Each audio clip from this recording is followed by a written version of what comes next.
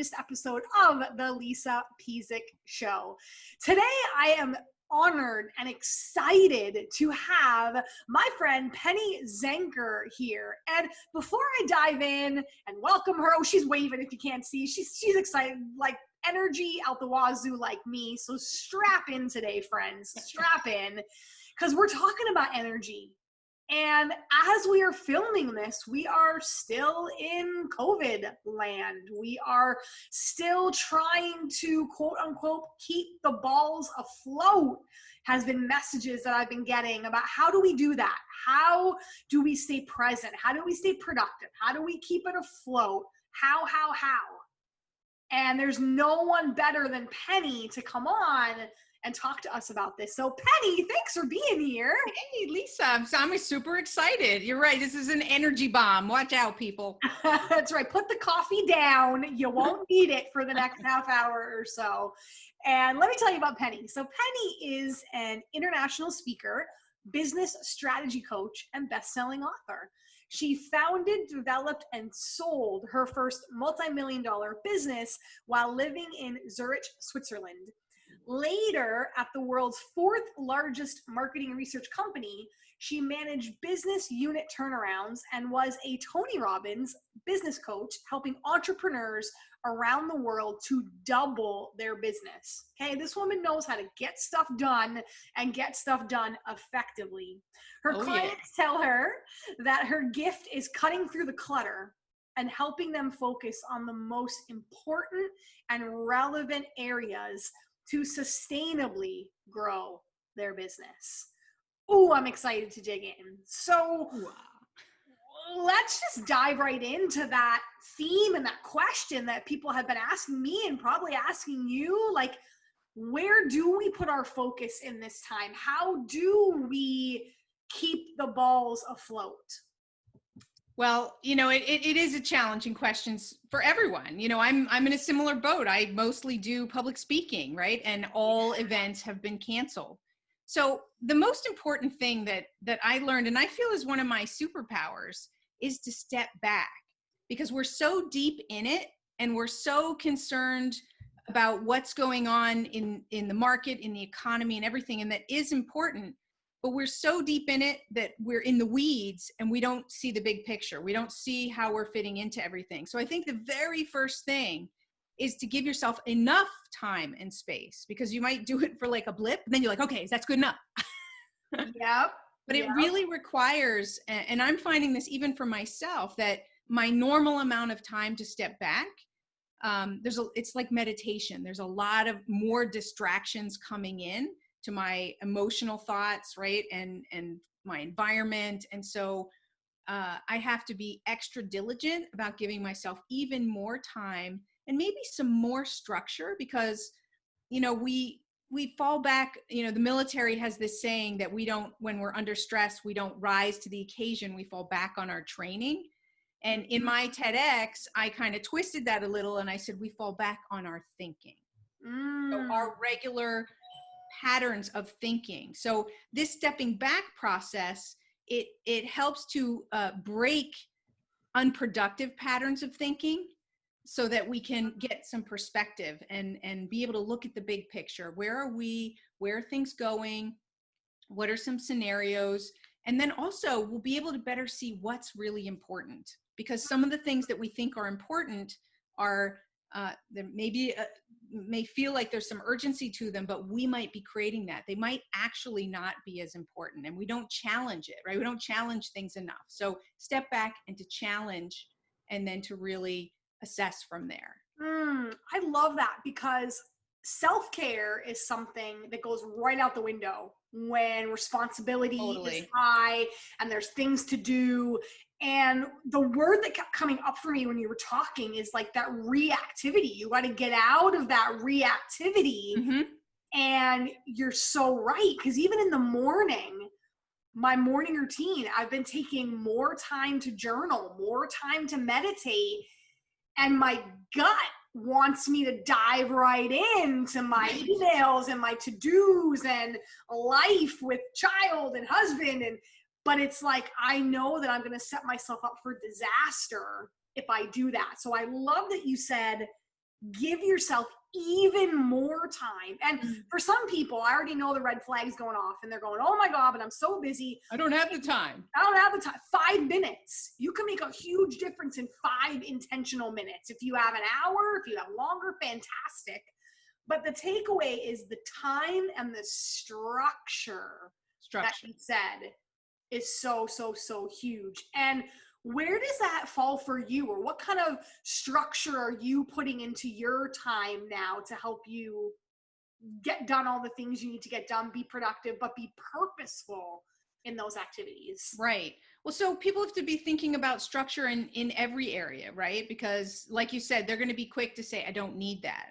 So the structure is going to include in that morning routine to set a time and say, I'm going to give myself 30 minutes and have no other expectations than sitting and journaling and meditating for 30 minutes or whatever the time frame is right for somebody. And you can always start bigger and then move smaller. But knowing that that's reserved for that will give you that peace of mind not to put other expectations for that time, because that's where we challenge ourselves is we have the same expectations in the pandemic as we had before the pandemic, and things are different. We have to adjust our expectations, and we're not good at that, you know, myself included, right? I have to constantly check in with myself. Like you said, every day is different. So check in with how you're feeling and what you need during that day, because it's like this paradox. The thing that we put as the back burner, like our health and well-being, our nutrition, our workouts, right? And those things that take care of us, that we need to purposefully add even more of that thinking time and that moving time, because that's going to make us more productive. And we know it logically, but somehow we get caught in that trap from the, you know, the inner self, the inner critic, right? That goes, you don't have time for this and all of that. So we have to override that. And that might mean having a buddy and getting on an online class, or, you know, as I said, really blocking certain times, reducing the number of things that you are expecting to get done for the day, planning the day even more rigidly. And you know, and setting a goal for each day, and then sitting down before you start something. Like, that's a really important thing that a lot of people don't do, is before you start that block of time is to set an intention and a goal of how you're going to show up, and then also what it is you're going to accomplish in that block of time. So people do, like, you know, bigger goal setting, but they don't do the smaller goal setting, which can really be very helpful. And also then avoid, oh, well, I should have gotten this done.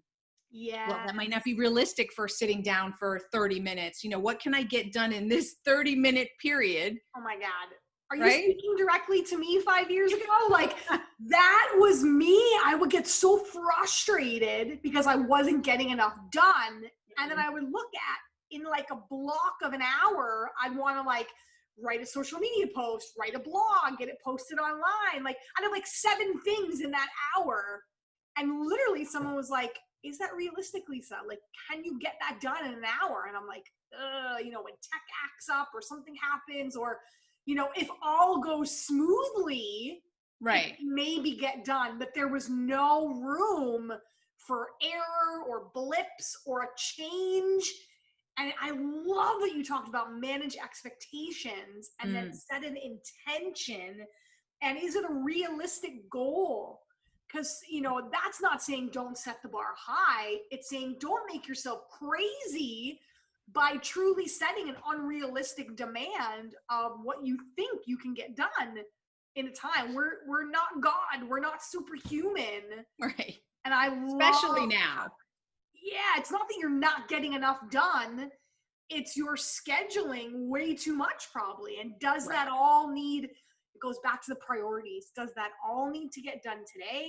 Does that need to get done right now? Is it truly a priority? I remember Brendan Burchard used to say, like, if that doesn't get done, is someone gonna die? And he's like, I don't mean to be that dramatic, but when people come to you, self managing your own expectations, or if someone else comes to you and says, I need this by tomorrow, and you know, come heck or high water, like, you're not gonna get that done by tomorrow. What happens if I don't get it to you by tomorrow? is this really a true deadline? Or would Right. you just like it by tomorrow? And he's saying, most times people say, oh, no, I don't actually need it till Friday, but, I just wanted it by tomorrow. Oh, so Friday's the real deadline. Right. We don't ask enough questions, right? We just assume, make all these assumptions. And that's what I meant also by challenging ourselves, challenging others.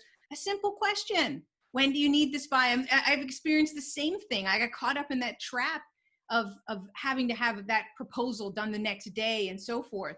Actually, it just happened to me today. I just booked a gig online, and I said, I'll send you the flow. When would you like to have it by? And she said she doesn't need it till the end of the week. Well, I just bought myself a week of flexibility, right? As opposed to saying, oh, I'll send it to you tomorrow. I love that. And I don't think people know they have that choice to be able to say that and do Yes. that. Now, this kind of thinking, the way you view the world, the way you approach the world, have you always had this kind of thinking, or is this something you had to practice and study and cultivate? Like, was there ever a time when you didn't have it figured out? Oh, of course. I mean, I think it's like, I think strategies are like an onion, right? You reveal the onion, and each layer you have a different level of proficiency. So certain lessons have stuck out to me that I've been learning my whole life. So it's not like I only learn it once. So we shouldn't also get angry with ourselves of, oh, I should know this. We're getting precision. I always say it's like karate, because karate has multiple levels of belts. And then even when you get to black belt, there is multiple levels of black belt. So there's always little nuances, and that's the layers of the onion that we're perfecting. And so, I did have some really great lessons that I wasn't really thrilled about at the time when I was very young.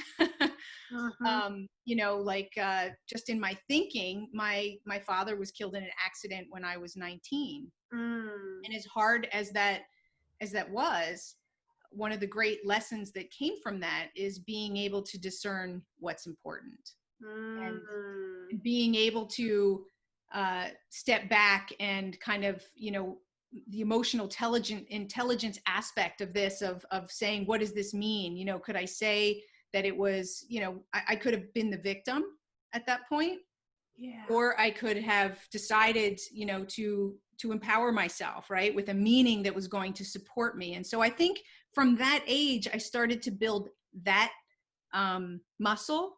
And I'm so grateful for that. I wouldn't want anyone to lose somebody that they love in their life. And at the same time, I got one of the greatest lessons that I think is the most important lesson of life, is how to create meaning that's empowering versus unempowering. So for me, I've always been talking about productive thinking and unproductive thinking, right? Because it starts in our thinking. That's why I said we sink to the level of our thinking. Yeah, I love that. So let's dig into that a little bit more. Okay. Because a lot of people feel, or have felt, or currently feel, when they put their head on the pillow at night and they're exhausted and they're like, is this what life is supposed to feel like? Is this what business is supposed to feel like? Is this what marriage is supposed to feel like? Is this what parenting is supposed to feel like? Why are they feeling that way? And how do we help them realize, you said meaning, and it starts with our thinking, and how can we help them rewire that, or reframe that, or how do we help them through that? Well, there's two things for me that I would say have really worked for me, or I've discovered that that's what it's all about. And I don't think we talked about it now, but we talked about it a little bit in our pre-talks, where you feel like there's a lot of things they have to do. There's a lot of responsibilities that, they're juggling, and we get into this have to mentality. And and I get there too. We're human beings, right? We have feelings, and our feelings sometimes they take over, but we can't let ourselves stay in those unproductive feelings and in that have to mode. So I have found that the secret to life, the secret to balance, the secret to meaning in life, and this is, not going to shock anyone, is gratitude. We can change our state like that if we want to. We don't always want to, but it's the one thing that we actually do have control over. And when you practice it, it's like a muscle. The more you practice it, the more easily you have control and can shift yourself from an unproductive state to a productive state. You know, I mean, have you ever been like yelling at somebody or having a heated discussion and then the telephone rings and you go, hello? Yeah. Right? You can totally change your state Oh, yeah. if you want to, right? Or music comes on and you're like, you know, you're frustrated or angry about something, but then it's just like this awesome song that you like, it drives you, you know, into energy and power, and it shifts your state like that. So we have different ways that we can shift our state. Mm-hmm. And I believe, so what I started when I went through a really difficult time in my life, when I was going through a divorce and my kids were 1 and 3, and I was in knots in my stomach about what this was going to do to them, as, you know, ruin their lives. And, you know, and you know, and it was very difficult for me. I'm a loyal person, and it just totally shook my world. And, you know, a friend of mine said to me, oh, you know, you should write down all the things he did you wrong, and, you know, keep this journal. And when you talk about journaling, it's really important that you journal what makes sense and what's productive. So that was totally, I was like, ew, why would I do that? But it was good because it had me recognize that would be the worst thing that I could do. Mm-hmm. And then I watched an Oprah Winfrey Soul series, and she was talking about gratitude journals. And I was like, that's it. And even though it might be hard on some days, and it might not be in the places right in front of you, you might have to turn your head to look out the window to see the beautiful colors in the trees, or, you know, or the fact that I can hear wonderful music, or that I can taste great foods. You know, there's always something that we can find to be grateful for. And the more that we tune into it, the more that we feel it. And when we come from that state, we experience things differently. We give things different meaning. I do an exercise at my live events and online that help people to feel that energetic shift, and how it makes such a difference in how you show up. So it's not really as much about time and what we do with our time. It's about how we show up for that time. That's what's going to create productivity. It's going to create balance. It's going to create control. All of those things can be a result of coming from a grateful state. Yeah, and I love that you talked about with journaling, like do what makes sense. Because how many times do we see people, like, I relate that to kids where they're like trying to jam the circle in the square, or like sometimes my 6-year-old, we're doing a puzzle and he's like, no, that's the piece that fits. And I'm like, no, nobody, it doesn't fit, right? He's determined that piece is gonna fit. And we do that, right? Because someone tells us, oh, this is the way you journal, or this is the way you exercise, or this is the way you move, this is what you should do. But there's that piece of knowing and feeling your way through it. And like choice just keeps coming up for me. Like you have a choice. You have a choice to see ugliness, or you have a choice to see gratitude. You have a choice to do it the way someone else tells you to do it. And then if it doesn't feel right, you have a choice to go, I think I'm going to try it this way, or I'm going to do this. We have more power than we give ourselves credit for. For sure. For sure. And at the end of the night, like you said, if you're feeling frustrated and exhausted, you know, in a depleted way, then you're probably coming from a have to, and that's a victim mode. And so how do you shift that to being, instead of depleted, what's the word, that you're tired, but you feel accomplished. You feel like your day had meaning. Yes. Yes. Now, productivity, cut through the clutter, expert. Talk to me about multitasking, because this is like, again, so many people are like, I'm a pro. I'm like, no. But they think I'm crazy when I tell them that I don't believe in multitasking. And I want to hear from you. What's your take on multitasking?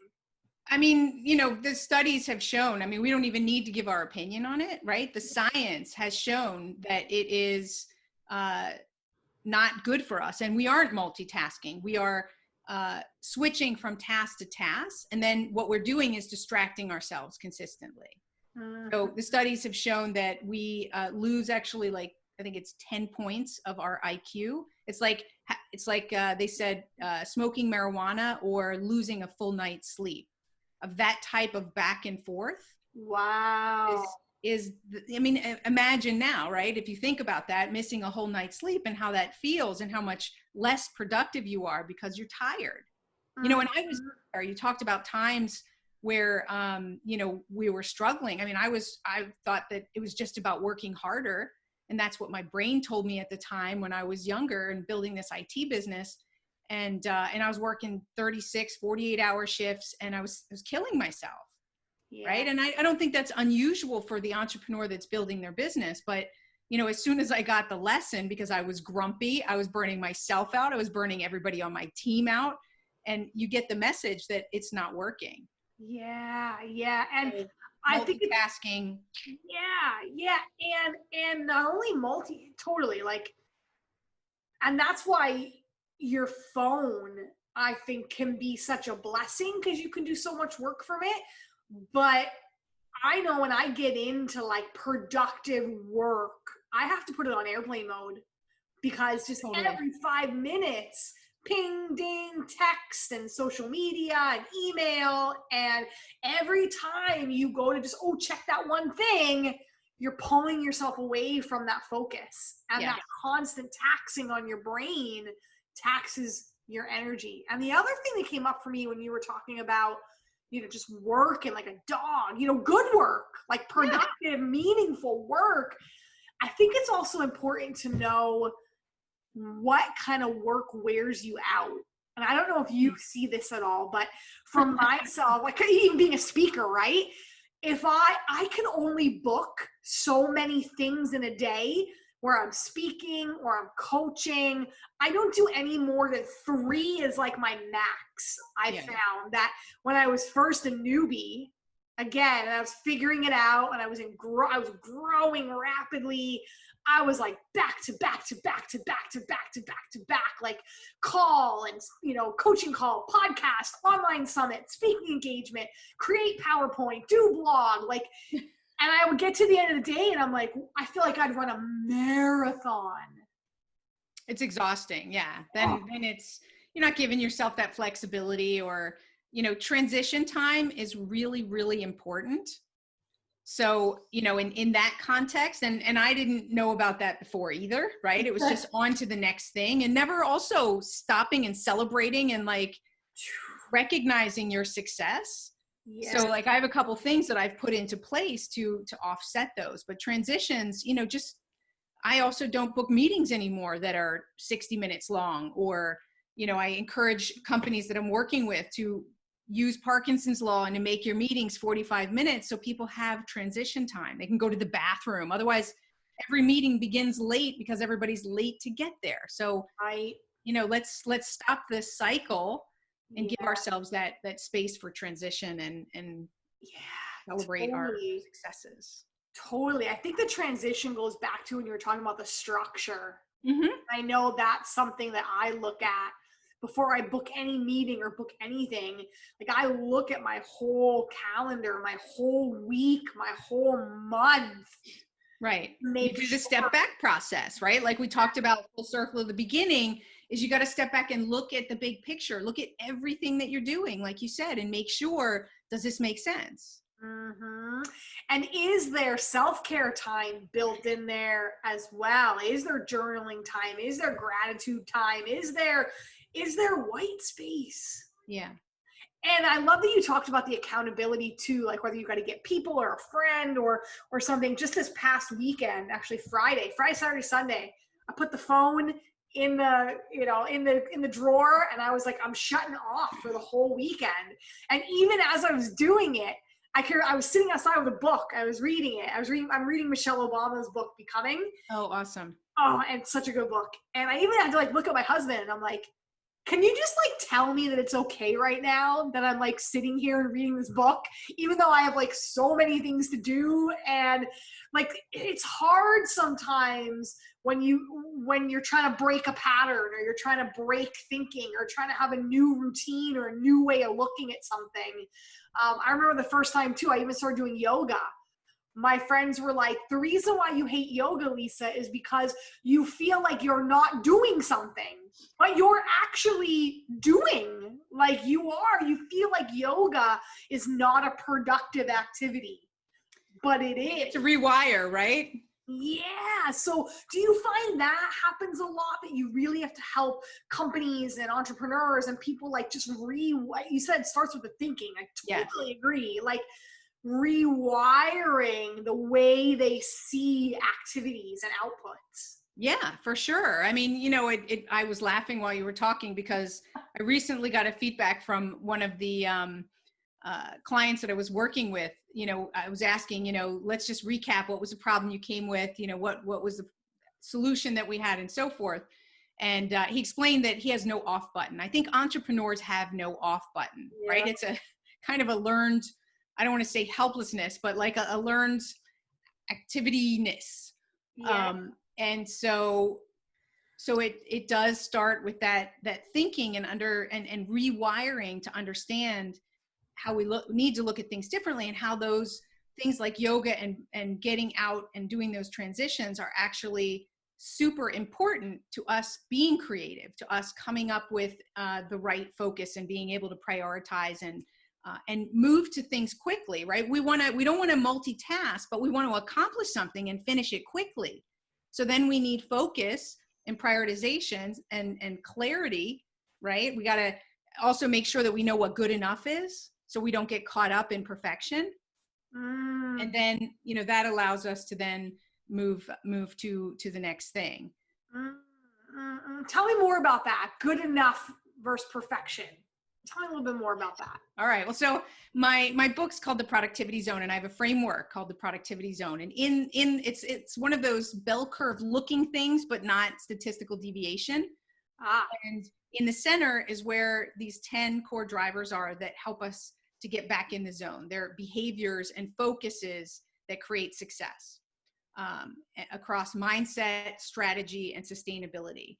And then on the outside of that zone is underperforming and overperforming. And so overperforming is that perfectionism, and underperforming is, what do you think? Procrastination. Yeah, right? Yeah. So we're either in some form of overfunctioning, overanalyzing, one more thing,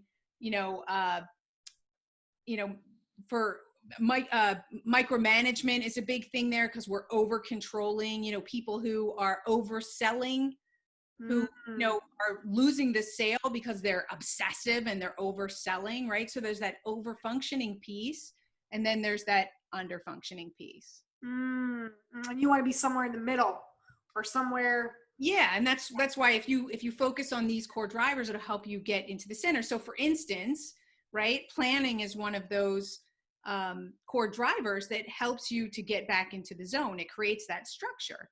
So if you're planning, we were just talking about good enough, right? So if you know ahead of time before you start something what is good enough, you don't have to overperform or overfunction. I used to do application development, and we got super excited about putting on extra bells and whistles and let's put this in, this is so cool, but it wasn't really necessary, right? If you look at the 80-20 rule, right, that 20% of those features were the ones that were going to be used and the most useful, and the rest of them were icing. So we don't want to spend too much time on icing. We want to spend the time on those core functionality that everybody is going to be using.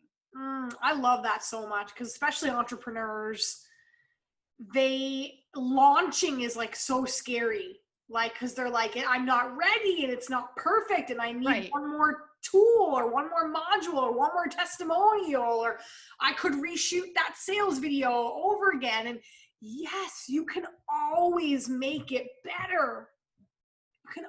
That's why I even tell people, I'm like, that's why you beta test. That's why there's version 2.0 and 3.0. I mean, if you think about your life, if you're conscious about it, you're getting better every day in your health, or the way you eat, the way you move, your relationships, your life, your home. Like, we're always on this continual path of growth that we rarely figure it out overnight. Yet I find entrepreneurs, we want to have it all perfect and figured out in a day. And it's like no other area of our life does that happen.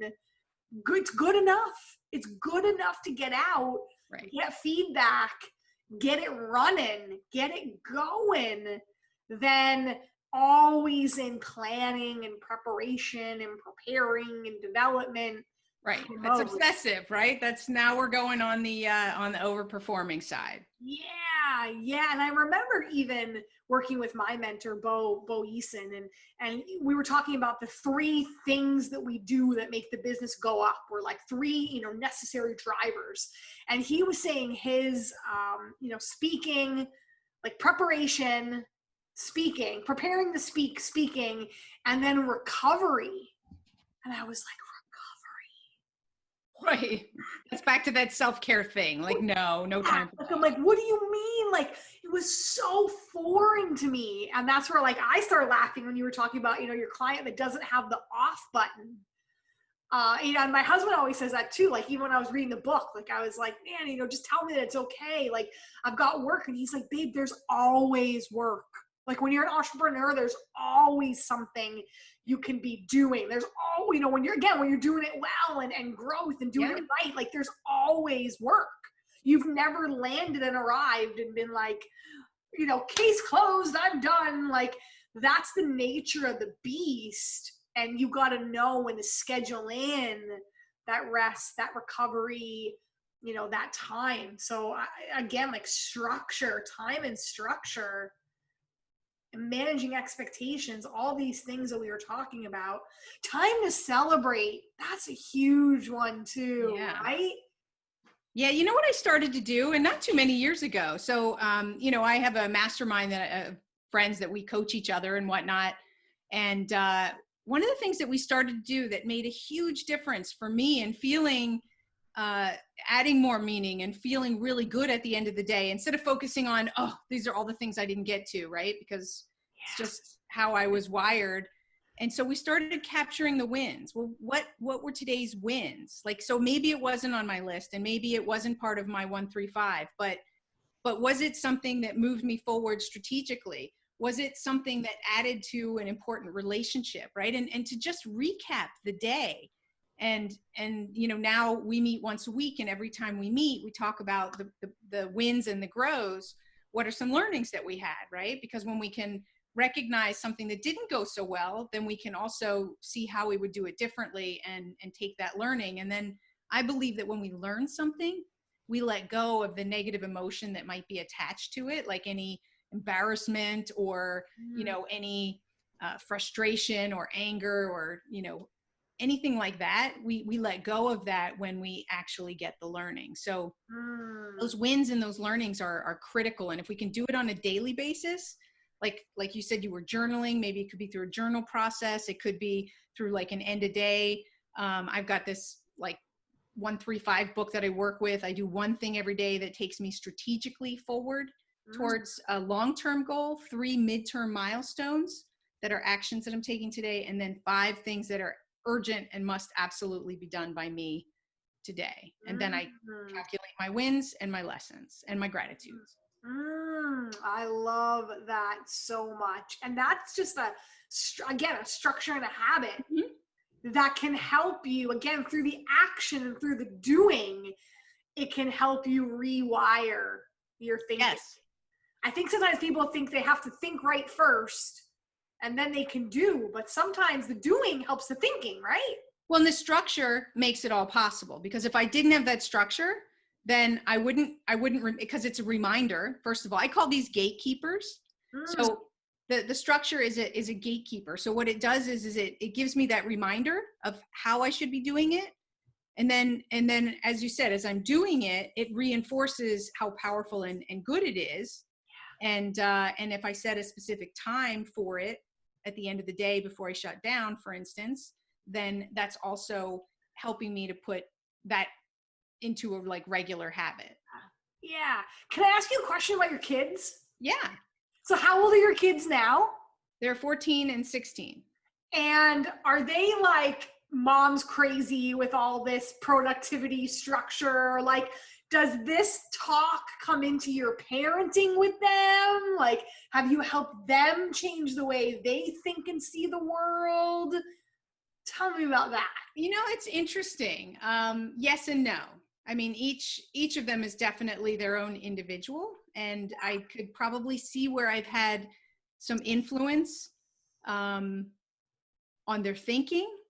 They, I did something early on because, it's different when it's family members and you can get triggered very easily emotionally, right? So sometimes, I could tell them something and they'll do exactly the opposite. So my son, when he was actually, this was first grade, I think it was, he was having some difficulties. We had just moved from Switzerland to the US, so he was a little bit behind on his language and his writing, and he would get really, really angry because he was frustrated. Yeah. And as I would sit down to try to help him to put that structure in place and whatnot, that would only blow it up even more. So I got him a tutor. And that was probably the best thing because both of them had worked with the tutor for a little while, and they developed amazing, organization of their own. So actually, I have never had to be. They organize their own homework, and they're completely self, functioning on that perspective. But it's because early on, I gave them the support and structure that they need. It's not always going to be me. So, but in a lot of the thinking, I do see some things like in the way that they, just little things that they do, like birthday presents and cards and things. So one of the things I used to do to support them was I would say before they went to bed, because there was some negative self-talk that was going on. So I would tell them how beautiful and courageous and loving and caring and disciplined. And I would go through like a whole bunch of really great characteristics that I saw in them, or would like to see in them. Yeah. And the nice thing is that I see that everywhere, that they bring in those specifics, right? The characteristics that they'll put on their friends' birthday cards, and things like that. So, so the little pieces of the thinking definitely come through. Yeah, it's like you created the space and now they walk into it. Like, I love that how you were like the characteristics that you saw or the ones that you wanted to see. Mm-hmm. It was like giving them that loving, like little nudge. Yeah. Right? Which is what every parent wants. And I love in that story too with the tutor, how you knew when to step out and let someone else step in. And I think as a parent, as an entrepreneur, we have a hard time accepting help or admitting when we need help because we see it as, a sign of weakness or a sign that we don't have it all together, or when it's not. When you can get help, so everybody benefits. Totally. I love that because I think a lot of people, again, a myth is entrepreneurship is lonely. Like I hear a lot of that. And I'm like, I don't find it's lonely if you don't A, have help or support, B, you make the choice to not be, like you were talking about your mastermind group. Same, I'm in a mastermind. And both of us, I'm sure, we're in multiple communities and people and things. I feel like that's again, back to choice. If you think entrepreneurship is lonely, you're choosing to make it lonely. For sure, because we're all eager to be out supporting one another and working together. Yeah. One of the things that I just came up for me in my thinking was that I think it's because that knowing how to step back so that somebody else could step in, and how so many entrepreneurs, we think that, the more, again, it goes into over functioning, the more we try to control something, the less control we actually have. And I think that what works for me is that I'm so result oriented that most of the time I don't let my ego get in the way, that I want the result, whether it's for me or for my, for my kids, for my clients. And so if I'm not able to serve, then I will recommend someone else to serve. If I need somebody else to do it for me, and how many times I want to beat my head against the wall. If I'm not getting the result that I want, then I'm pretty quick to go, okay, not getting the result.